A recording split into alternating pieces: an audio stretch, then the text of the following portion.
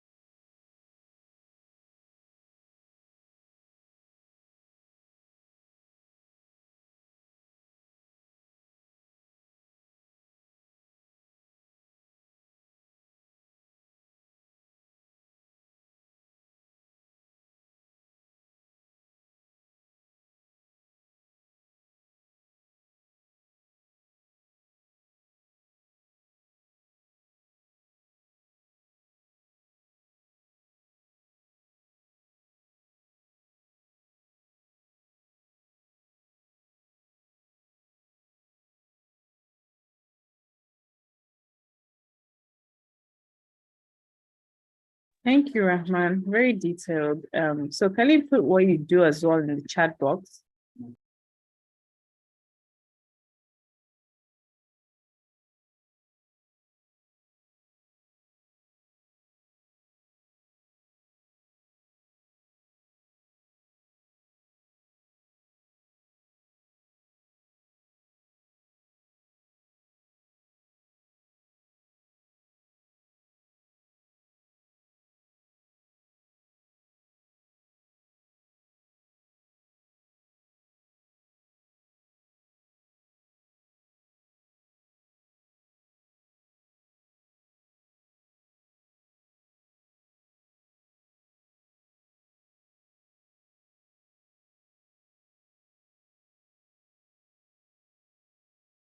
Good morning. Oh, nice.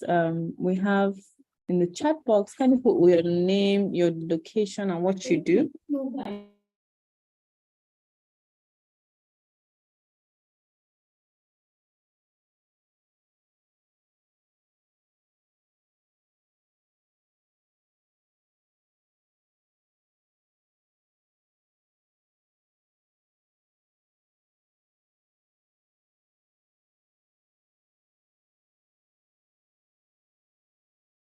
All right, we'll be starting in a minute.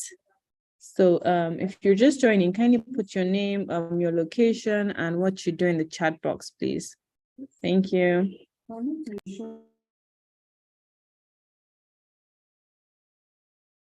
So for those that are joining, so the module we'll have today, which is the last of this webinar series, is called Rethinking the Business Model.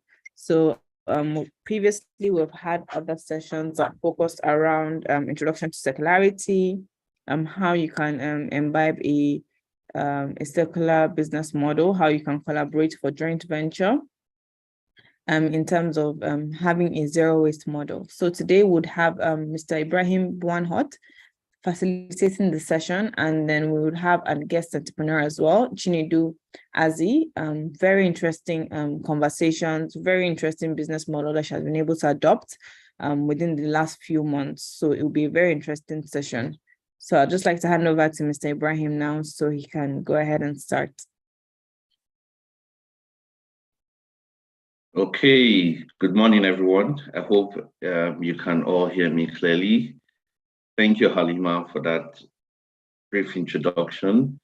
I see most of us are already filling our details in the chat room. That's excellent. That's exciting. I see we're from all over the country. Kano, Lagos. I think I saw Delta State. Yes, Sunday from Delta State. Olamide from Ogun State. That's good. Please keep popping in your details in the chat room. Good morning once again. So I see Solomon from Abia State. It's been a while I've been to Abia State. Buddy from Lagos, Ikeja to be exact. Musa is welcome from Kaduna State. Let me see who else has joined us. We have Patrick from Lagos. Okay, good to have you, Patrick. We have Rabiu too. Rabiu hasn't told us where he's calling in from. Victoria from Jos. That's good. How cold is Jos this morning, Victoria? If you could type that in the chat room, I'd love to see that. Let me see who else has joined. So we have someone else from Lagos State, Mohammed from Lagos State, as well as Rahman from Kastina. Yes, and another Mohammed Ibrahim from Kaduna State, as well as someone from Zamfara State. Anyway, keep putting in your information there. Welcome, everyone. Welcome to the circular business model, right? And today is going to be interesting. I'm hoping that today, by the end of these 2 hours, a lot of us will be able to see our businesses in a new way and see opportunities where most of us might not have seen opportunities. So I'm quite aware that most of us are clear as regards what circular business model is, which is the key topic that we'll be covering today. But I also know that from my conversations with most entrepreneurs, they struggle to kind of put it into practice.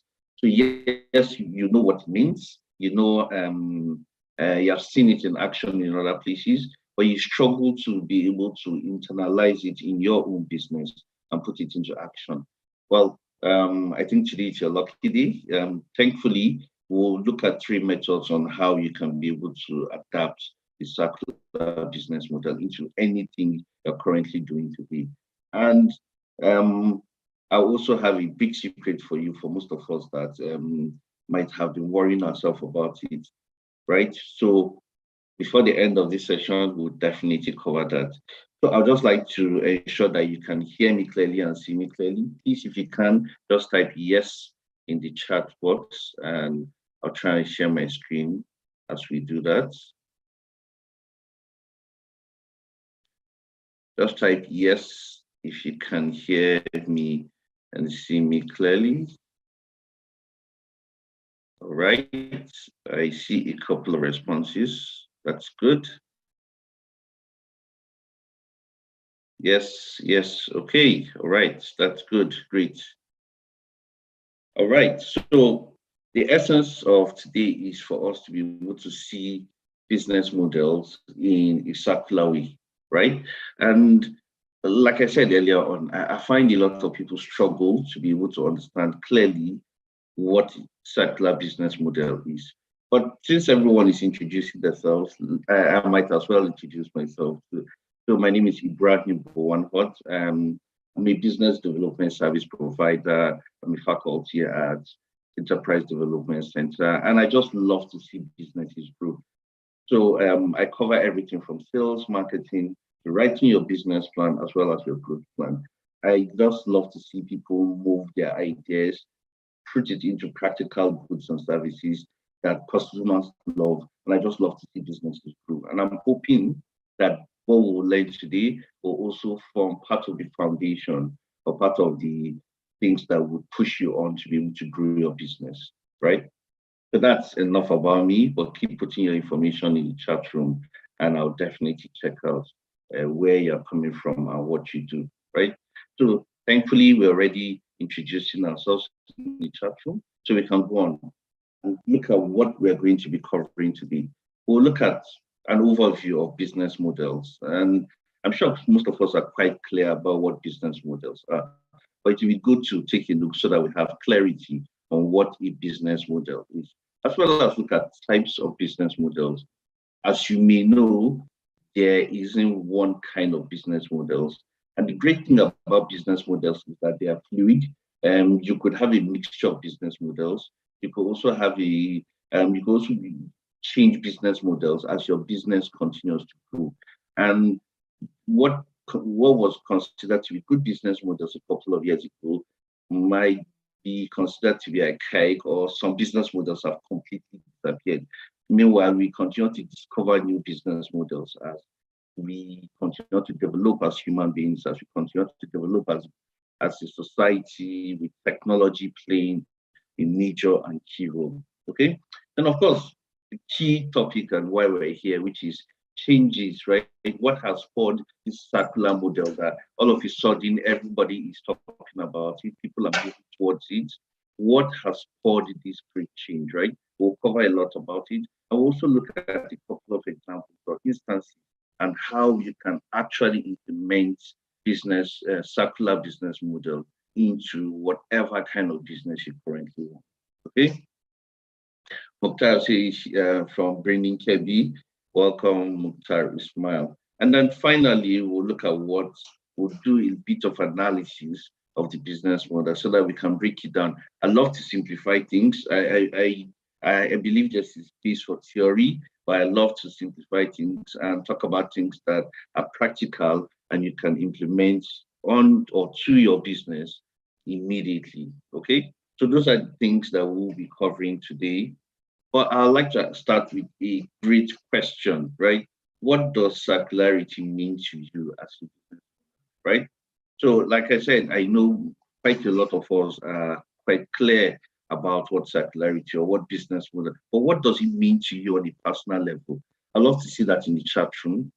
What does circularity mean to you on a personal level, as an individual, as a business owner, wherever you are dialing in from Nigeria?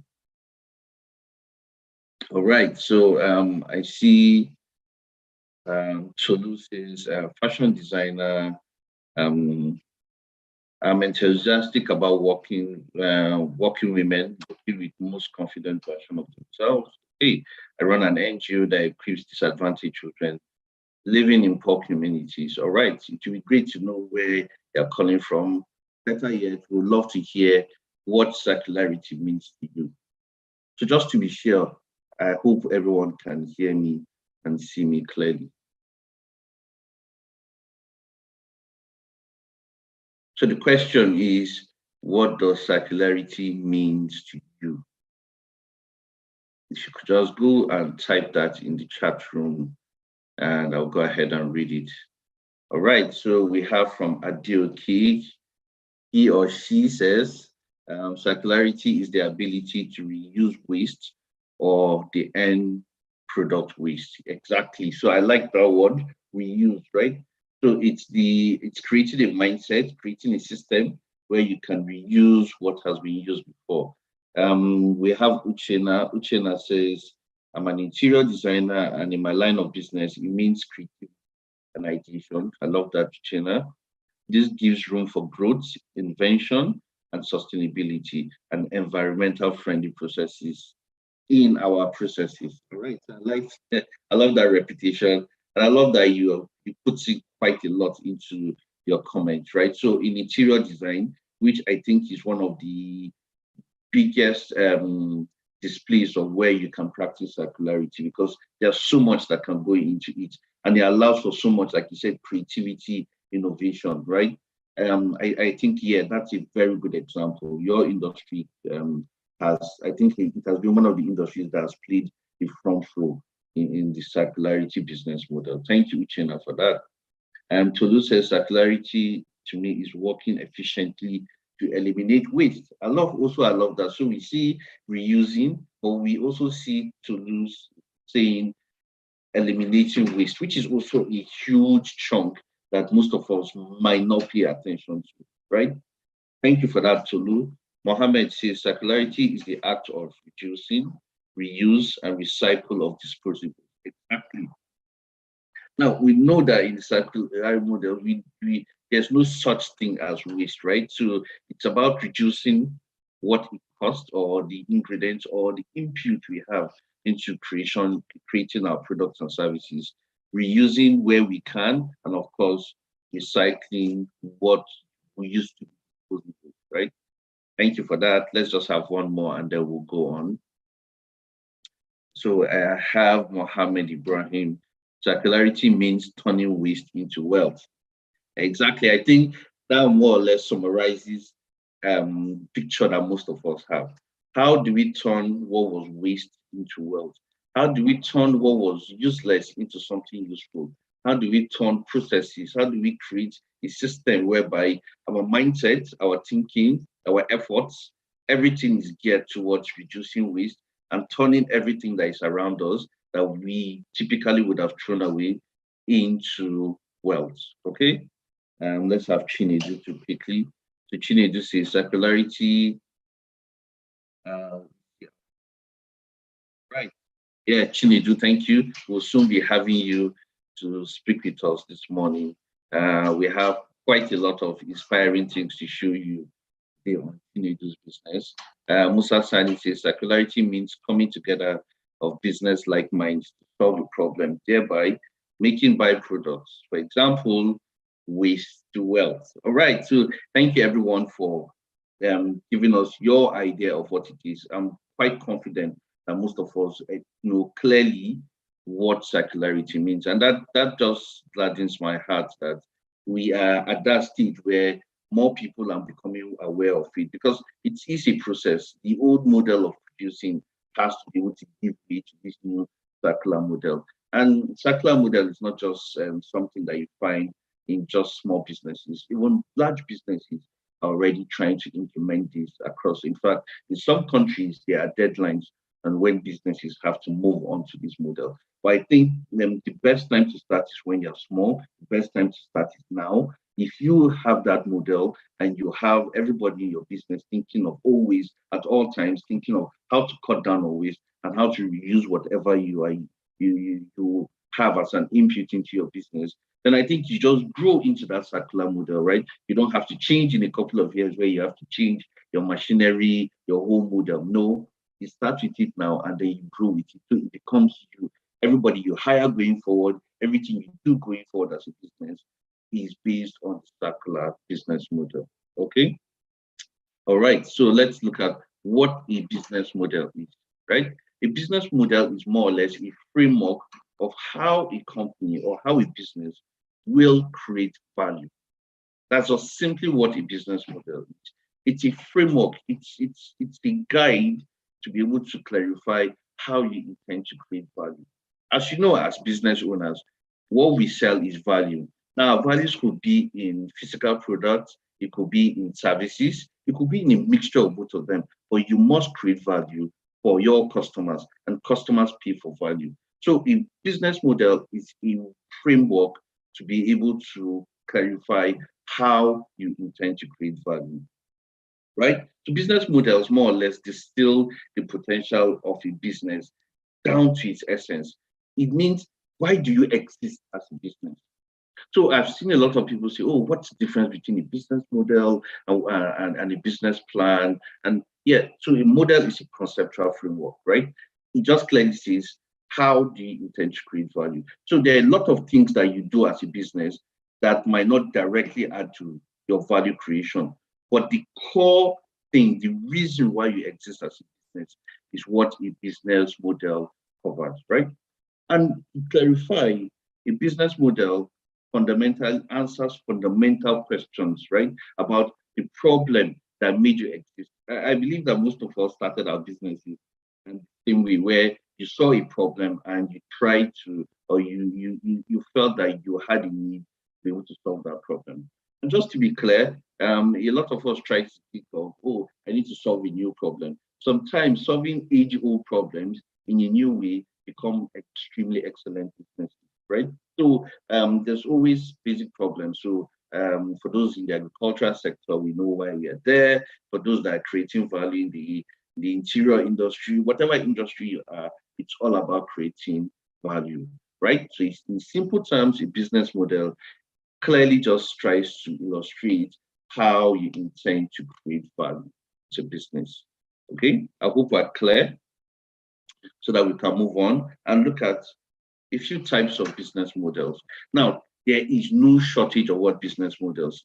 And like I said in the introduction, there are business models that existed 200, 20, 30 years ago that were considered to be solid business models. But with the advent of technology, with the rapidness of changes that we see in our society, in our economy, in legislation, and every other aspect of society, we find that some business models are non-existent anymore. Some business models cannot hold water or cannot create value as much as they were creating because things continue to change. And then now we are beginning to see some old business models begin to merge with new business models. We're seeing new business models come up almost on a yearly basis, right? So sometimes people, when they create new ideas, they come up with totally or completely new business model that people have not seen before. But just to be clear about what examples of business models, there's the freemium business model, which is quite what most of us know, especially when it comes to software as a service. Google, which is, I believe, everybody's closest friend, right?